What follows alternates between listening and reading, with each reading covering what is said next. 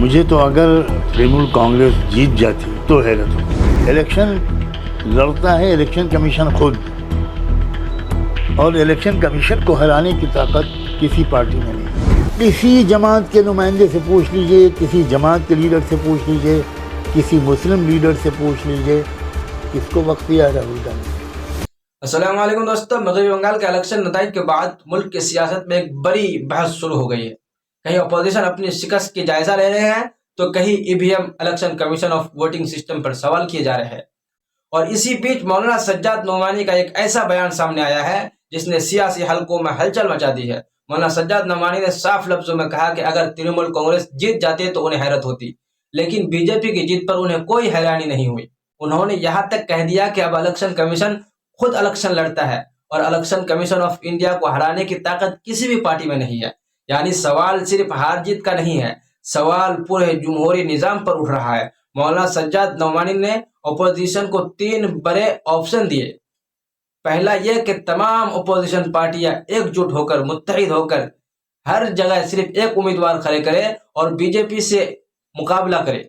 दूसरा यह कि अगर वाकई अपोजिशन को यह लगता है कि इलेक्शन शफाफ नहीं रहे तो फिर सब पार्टियां इलेक्शन का बायकॉट करे और आवाम के सामने मजबूत एहतजाज दर्ज कराए। और तीसरा सबसे बड़ा पैगाम यह दिया कि अब जाती सियासत आना और पार्टी मफाद से ऊपर होना होगा, क्योंकि अगर अपोजिशन मुत्तहिद नहीं हुई तो सिर्फ पार्टियां नहीं बल्कि हिंदुस्तान का दस्तूर और जमहूरियत भी खतरे में पड़ जाएगी। मौलाना ने यहाँ तक कह दिया कि भारत का आइन खतरे में है। साथ ही उन्होंने राहुल गांधी पर भी सवाल उठाया कि वो मेहनत तो बहुत करते हैं, यात्रा भी निकाल रहे हैं, लेकिन मुख्तलिफ जमातों, मुस्लिम क़ियादत और समाजी नुमाइंदगी से राब्ता नहीं रखना उनकी एक बहुत बड़ी कमजोरी है। मौलाना ने कहा कि अब अपोजिशन लीडरों की नफ्सियात बदल रही है। पहले जो पार्टियां एक दूसरे से मिलते नहीं थे, अब वो एक दूसरे के करीब आ रहे हैं, क्योंकि सबको अपनी सियासी वजूद का खतरा महसूस होने लगा है। यूपी इलेक्शन को लेकर भी मौलाना सज्जाद नोमानी ने बड़ा इशारा दिया और कहा कि सिर्फ एक या दो पार्टी से कुछ नहीं होगा, पूरे अपोजिशन को इत्तेहाद के साथ मैदान में उतरना होगा, तभी बीजेपी को चैलेंज दिया जा सकता है। अब सवाल यह है कि क्या वाकई मुल्क की जमहूरी निजाम खतरे में है? क्या अपोजिशन मुत्तहिद होगी और आने वाले यूपी इलेक्शन में कोई बड़ा सियासी बदलाव देखने को मिलेगा? तो दोस्तों, मौलाना सज्जाद नोमानी ने आखिर क्या कहे हैं, उन्हीं के जबान से आप पूरे वीडियो को जरूर देखिए और वीडियो को पूरा देखिएगा दोस्तों, स्क्रिप्ट मत कीजिएगा। बहुत सारी सच्चाई आपको मौलाना सज्जाद नोमानी की जबान से देखने को मिलेंगे। तो दोस्तों, बिना देरी किए मौलाना सज्जाद नोमानी के वीडियो को देखते हैं। मौलाना, मिल्लत टाइम्स में खैर मकदम है आपका। शुक्रिया, बहुत शुक्रिया। 5 स्टेट का रिज़ल्ट आया है, लेकिन सबसे ज़्यादा हैरान करने वाला रिज़ल्ट रहा वेस्ट बंगाल का। ममता बनर्जी की हार हो गई और बीजेपी की जीत हो गई। बीजेपी ने अपना सीएम भी वहाँ बना लिया है। लोग सवाल उठा रहे हैं वेस्ट बंगाल के रिज़ल्ट पर। आपको क्या लगता है, जो सवाल उठाया जा रहा है सही है, या सच में बंगाल की आवाम ममता बनर्जी से नाराज़ थी इसलिए बीजेपी को उन्होंने चूज़ किया? हो सकता है कि आपकी ये बात बिल्कुल सही हो कि सबसे ज़्यादा हैरानकुन नताइज वेस्ट बंगाल के इलेक्शन के नताइज हैं, लेकिन मुझे कोई हैरत नहीं हुई। मुझे तो अगर तृणमूल कांग्रेस जीत जाती तो हैरत होती। वो क्यों? इसलिए कि हरियाणा के इलेक्शन में क्या था, क्या सूरत हाल थी, क्या वहाँ के रिज़ल्ट फेयर माने जा सकते हैं? वह कांग्रेस स्वीप करने वाली थी। प्री पोल जितने भी पोल्स थे वो सब यही बता रहे थे, लेकिन नतीजा क्या निकला? महाराष्ट्र के इलेक्शन में क्या हुआ? तो इलेक्शन का सिस्टम हमारे मुल्क में बिल्कुल बदल चुका है। अब इलेक्शन लड़ता है इलेक्शन कमीशन खुद, और इलेक्शन कमीशन को हराने की ताकत किसी पार्टी में नहीं। एक तो ये नुक्ते नज़र है, ये तबसरा है इलेक्शन पर। लेकिन मैं अगर ये मान भी लूँ कि नहीं, ये पब्लिक ओपिनियन को रिफ्लेक्ट करता है और इतने बड़े पैमाने पर रीडिंग नहीं हुई है,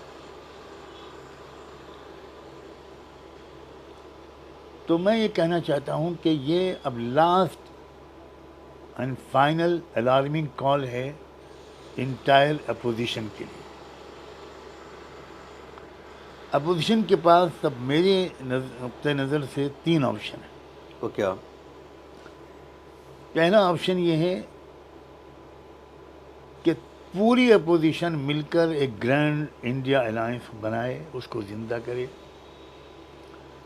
और वो इतना मजबूत हो कि हर सीट पर सारी अपोजिशन पार्टियां मिलकर एक कैंडिडेट खड़ा करें। मैं बहुत ही आइडियलिस्टिक बात कह रहा हूँ, लेकिन मुझे कोई बता दे कि इसके सिवा कोई ऑप्शन है? कोई ऑप्शन क्या है। मेरे नज़दीक फर्स्ट ऑप्शन ये है कि वो सब मिलकर इकट्ठा हों, अब आपस के डिफरेंसेस को या सेल्फिश गोल्स को पीछे करें और ये सच करके दिखाएं कि वाकई वो संविधान को बचाना चाहते हैं, वाकई वो देश के लोकतंत्र को, डेमोक्रेटिक सिस्टम को बचाना चाहते हैं, वो वाकई इंडिया को और आइडिया ऑफ इंडिया को बचाना चाहते हैं। अब इसमें बहुत शक हो गया है, हर पार्टी की ख्वाहिश अपनी जीत की है, बाकी मुल्क, दस्तूर, संविधान, डेमोक्रेटिक सिस्टम ये जाए चूल्हे भर। बल्कि मैं तो इससे भी आगे बढ़कर कहता हूँ, हर कैंडिडेट को अपनी फिक्र होती है, अपनी पार्टी की भी बहुत कम होती है जी। इतनी सेल्फिशनेस और इतनी नैरो अप्रोच ये भारत की डेमोक्रेसी को ले डूब रही है। तो पहला ऑप्शन तो ये है। ये इम्पॉसिबल तो नहीं है, लेकिन इसके लिए एक हिम्मत चाहिए, एक स्पिरिट ऑफ सेक्रीफाइस चाहिए, बिल्कुल। और मुल्क को बचाने का जज्बा टॉप पर है, दस्तूर को बचाने का जज्बा टॉप पर है। ये उनको साबित कर सकेंगे वो इसके ज़रिए से। इसके बगैर उनका कमिटमेंट जो है towards India, towards constitution, towards democracy, वो शक के दायरे में। दूसरा ऑप्शन उनके सामने ये है कि वो टोटली बाइकआउट करें हर इलेक्शन का, क्योंकि जब इलेक्शन ऐसा है जैसा वो खुद कह रहे हैं, जी, जैसा वो सब कुछ बता रहे हैं, हर अपोजिशन लीडर वोट चोरी की बात कर रहा है, 27 लाख वोटरों को के नाम काट दिया गया। और जब सुप्रीम कोर्ट ये कहने लगे कि क्या हर्ज है, इस मरतबा वोट नहीं डाल पा रहे, अगले इलेक्शन में वोट डाल दें। जब यहाँ तक बात पहुँच गई है तो कोई मजबूत स्टैंड लिए बगैर कैसे काम चलेगा, कोई मुझे कन्विंस कर दे। टोटल बाइकआउट, हम हिस्सा ही नहीं लेंगे इलेक्शन में। जब आपको ऐसे ही जीत के जाना है तो हम इस फंड्स को इतना ज़ाय क्यों करें, टैक्स पेयर्स के मनी को इस कदर वेस्ट क्यों करें, इतनी एनर्जी, इतने रिसोर्सेज, ह्यूमन भी और फाइनेंशियल भी क्यों हम बर्बाद करें। उसे हम अपने अपने दायरे में, जहाँ कहीं हम पंचायत में हैं, हम कहीं लोकल बॉडीज़ में हैं, वहाँ हम डेवलपमेंट पर खर्च करेंगे। हिम्मत करके उनको ये करना पड़ेगा। जी, कोई ऑप्शन, या तो वो एक कैंडिडेट खड़ा करें, और इस पर तो मैं कहता हूँ, आप सोचिए मैक्सिमम कितने परसेंट बीजेपी को सीट अब तक मिली, परसेंटेज मिला है, लोकसभा में 37%। बिल्कुल। इसका मतलब हुआ कि 60 और 65%, 63% तकरीबन अगेंस्ट बीजेपी है। ओवरवेलमिंग मेजोरिटी से अपोजिशन पार्टी आई, लेकिन ज़रा सा उनके अंदर एक इंसानियत, मुल्क की मोहब्बत और वाकई इस ख़तरे का संजीदा एहसास, जो बंगाल के इलेक्शन के बाद जिस ख़तरे पर मोहर लग गई, अब कॉन्स्टिट्यूशन ख़तरे में। तो आपको लगता है कि बंगाल का रिज़ल्ट आ जाने के बाद अपोजिशन पार्टी एक होगी? क्योंकि इससे पहले राहुल गांधी ने जब वोट चोरी का मुद्दा उठाया तो ममता बनर्जी ने उनको सपोर्ट नहीं किया, अलग रास्ता इख्तियार किया। पार्लियामेंट में भी ममता बनर्जी की पार्टी उस मुद्दे पर साथ नहीं थी। अब जब खुद ममता बनर्जी हारी है, उनको लगा है कि वोट चोरी हुई है, चुनाव में धांधली हुई है, SIR बड़ा फैक्टर बना, अखिलेश यादव भी गए थे, ममता बनर्जी ने कहा कि राहुल देखिए, गांधी का भी कॉल आया, तो लगता है कि अब सब इकट्ठे माहौल होंगे। बदलना शुरू हो गया है और इसकी दलील है तमिलनाडु में जी जो कुछ हो रहा है। सब लीडर्स एक दूसरे से मिल रहे हैं, एक दूसरे के ऑफिस जा रहे हैं। जब तक ये शर्मनाक शिकस्त नहीं हुई थी जी तब तक मूड लीडरों का दूसरा था। अब एक इम्कान पैदा हो गया है, मैं सिर्फ इतना ही कहना चाहता हूँ, इम्कान पैदा हो गया है कि इन सब लीडरों को अक्ल आए। अब इनका वजूद खतरे में है,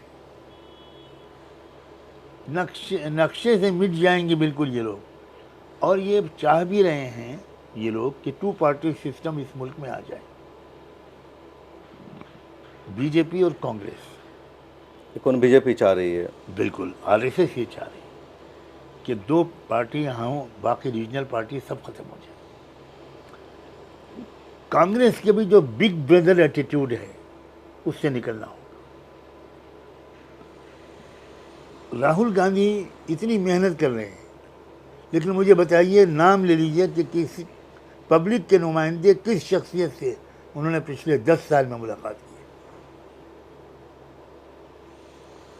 पूरी कांग्रेस पार्टी के ऊपर सीनियर लीडर्स राहुल गांधी से मिल नहीं पाते। पब्लिक के नुमाइंदे को तो छोड़िए, अभी भी राहुल गांधी इस मूड में नहीं है कि किसी से भी मुलाकात करें।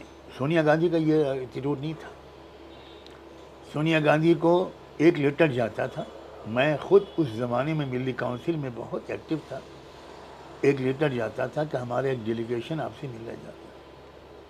चंद घंटे के अंदर जवाब आता था कि ठीक है, मुझे थोड़ा मौका दीजिए, मैं टाइम फिक्स करके आपको बुलाती हूँ। और कभी ऐसा नहीं हुआ कि उन्होंने फेल किया हो, हमेशा बुलाया। एक बार तो बड़ी बीमारी की हालत में बुलाया, पर्सनल लॉ बोर्ड का डेलीगेशन जाता था, कभी ऐसा नहीं हुआ कि दिक्कत हो। अब किसी जमात के नुमाइंदे से पूछ लीजिए, किसी जमात के लीडर से पूछ लीजिए, किसी मुस्लिम लीडर से पूछ लीजिए, किसको वक्त दिया है राहुल गांधी? बहुत बड़ी कमी है राहुल गांधी की। मैं अप्रिशिएट करता हूँ राहुल गांधी की मेहनत को, उनकी पदयात्रा को। ये पदयात्रा खाली राहुल गांधी की न होती, इंडिया अलायंस की होती तो इसका कुछ और ही असर जाता। अब भी वक्त है, अब भी वक्त है। ममता बनर्जी का लहजा इलेक्शन से पहले कुछ और था जी, अब लबो लहजा कुछ और हो गया, वो आसमान से ज़मीन पर आ गई। तो इसीलिए मैं कह रहा हूँ कि ये है प्राइम टाइम। कुछ दिन के बाद नफ्सियात बदल जाएगी, रिलैक्स हो जाएंगे सब लोग और स्टेटस को मेंटेन करने में लग जाएंगे। इसलिए खुदा करे आपके चैनल से ये अपील पूरी अपोजिशन पार्टी के पॉलिसी मेकर्स और टॉप लीडर्स तक पहुँचे। अब भी वक्त है, आप लोग इकट्ठा हो जाइए और कौम को एक पैगाम मिल जाए कि आप इकट्ठा हैं। लेकिन इकट्ठा होने के वक्त ही लोग तो अलग हो रहे हैं। अब स्टालिन और राहुल गांधी का, या कह लीजिए कि DMK और कांग्रेस का अलायंस था, अब कांग्रेस ने फ़ौरन जोसेफ विजय को सपोर्ट कर दिया सरकार बनाने के लिए, तो स्टालिन अलग हो गए राहुल गांधी से। पार्लियामेंट में भी कह दिया कि हमारी सीटें उनसे अलग रखो, साथ नहीं बैठेंगे हम। फिर भी DMK का रवैया अप्रिशिएबल है। DMK के लीडर स्टालिन ने कोई नेगेटिव कमेंट नहीं किया जी, और वो पूरी तरह उस जश्न में शरीक हैं जो जिस गवर्नमेंट के बनने में कांग्रेस साथ है उसका वेलकम कर रहा है स्टालिन।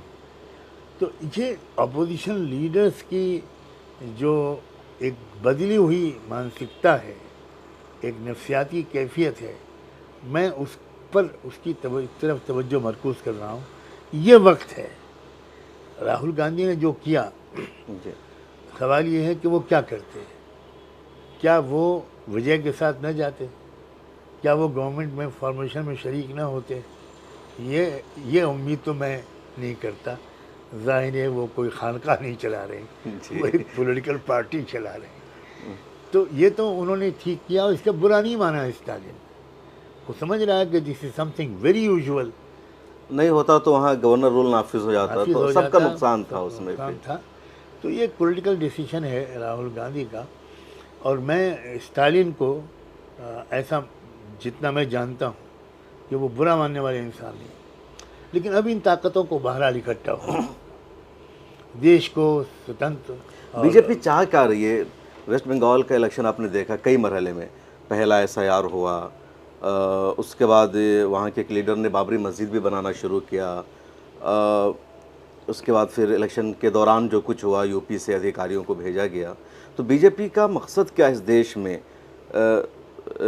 एक जैसे वन नेशन वन इलेक्शन की बात होती है, वो है कुछ और है, क्या चाह रही तमाम स्टेट्स में? मुसलमानों, दलितों, OBCs, ट्राइबल्स लोग, इन सब को गुलाम बना के रखना, दबा के रखना, इनको इनके फंडामेंटल कॉन्स्टिट्यूशनल राइट से महरूम करना, आवाज़ उठाने के लायक भी इनको न छोड़ना, ये उसका बिल्कुल सीधा सीधा एजेंडा है। बीजेपी का एजेंडा क्या है? RSS का एजेंडा है, और वो open and shut and open case है बिल्कुल। गुरु गोलवालकर ने कुछ छुपा के तो नहीं रखा था जी। जो कुछ उसने लिखा था, आज वो उस पर अमल करने का वक्त आया है बीजेपी के लिए 100 साल की मेहनत के बाद।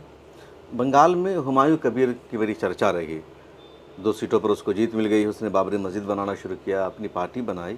तो आपको लगता है कि हुमायूं कबीर का जो कदम था सही था, या बीजेपी ने उसको भेजा था ममता को नुकसान पहुंचाने के लिए? सही था। मैं समझता हूँ कि एक बच्चा भी जवाब यही देगा कि गद्दारी और निफाक की और गुलामाना जहनीत की बदतरीन मिसाल है। अफसोस ये है कि उसका नाम एक बादशाह के नाम पर है, लेकिन मिजाज और सतह जो सोच की है वो बादशाहों की बावर्चियों की भी नहीं। आपने कहा, लेकिन जैसे उसने बाबरी मस्जिद बनाने का नारा दिया, और जो मुस्लिम कौम है बहुत ज़्यादा जज्बाती है, मैंने देखा तो शुरू में लोग जज्बाती तौर पर जुड़ रहे थे, पैसे दे रहे थे कि चलो अयोध्या में ना सही तो मुर्शिदाबाद में बाबरी मस्जिद बन रही है। लेकिन जो मुस्लिम लीडरशिप है, all India Muslim personal board, इस तरह की तंजीमों ने भी बर वक्त आकर के मुसलमानों को कोई हिदायत नहीं दी कि ये हमारे मौक़िफ़ के ख़िलाफ़ है, मुसलमानों को इससे नुकसान होगा, वो मस्जिद नहीं है, कुछ भी है, मतलब इस तरह का क्यों ऐसा होता है? इस सवाल का जवाब पर्सनल बोर्ड के सदर और जनरल सेक्रेटरी से मांगिए।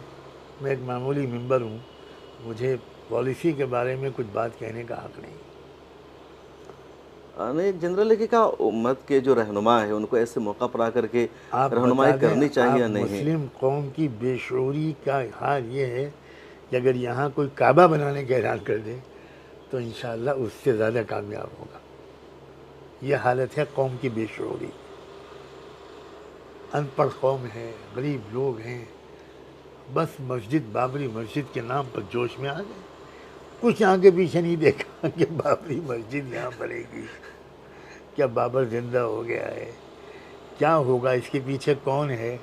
वो तो भला हो स्टिंग ऑपरेशन का जी, कि जिसने कपड़े उतार दिए और ओवैसी साहब छींटे न पड़े, दूर हट गए। बहुत बेशऊर, बहुत बेशऊरी है हमारे मिल्लत में अभी तक, इसका एतराफ़ करने में मुझे कोई झिझक नहीं। अच्छा, अब सबसे ज़्यादा जो बात हो रही है यूपी की, वेस्ट बंगाल का तो रिज़ल्ट आ गया, जो कुछ हुआ, अब यूपी में क्या होगा? यूपी के लिए क्या आप कहेंगे अखिलेश यादव को, राहुल गांधी को? देखिए, मैं तो ये कह रहा हूँ कि 1-2 पार्टियों का मसला नहीं है। अब मैं तो ये कह रहा हूँ कि पूरी अपोजिशन को एकजुट होना पड़ेगा और कारवां निकालना पड़ेगा, यात्रा निकालनी पड़ेगी। यूपी के इलेक्शन में स्टालिन भी पहुँच जाएँ, ममता बनर्जी भी पहुँच जाएँ, तेजस्वी भी पहुँच जाएँ, सब मिल जाएँ, पंजाब के लीडरान भी पहुँच जाएँ, हरियाणा के लीडरान भी पहुँच जाएँ। ये एक अपोजिशन यूनिटी पब्लिक के सामने जाएगी तो देखिएगा आप, फिर इलेक्शन कमीशन की बहुत सी धांधली की कोशिशों के बावजूद वो कामयाब नहीं होगा, ऐसा मेरा मानना है।